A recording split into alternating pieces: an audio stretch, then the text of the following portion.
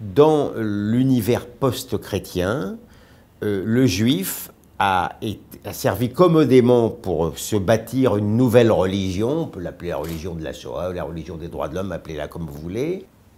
Le juif incarnait de manière, le juif déporté, le juif en pyjama rayé, incarnait de manière extrêmement convaincante le nouveau Christ.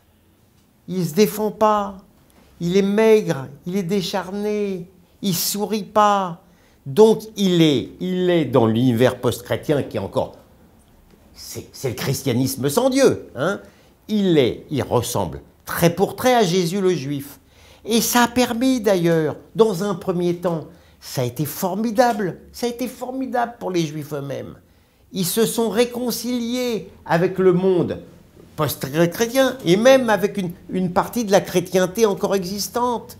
C'était pas le juif d'Héside, c'était pas le juif mercanti, c'était le juif Jésus lui-même. Donc c'était extraordinaire. Sauf que, encore une fois, patatras, dans les sables du Sinaï, voilà un juif, non seulement il se défend, mais en plus il tue. Celui qui adore le juif en pyjama rayé l'aborde en uniforme kaki.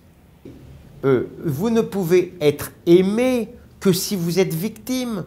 L'État-nation occidental, et seulement occidental, l'État-nation occidental ne peut pas utiliser la force armée sans ressembler à la Wehrmacht, ne peut pas utiliser la force policière sans ressembler à la Gestapo. Tout est comparé.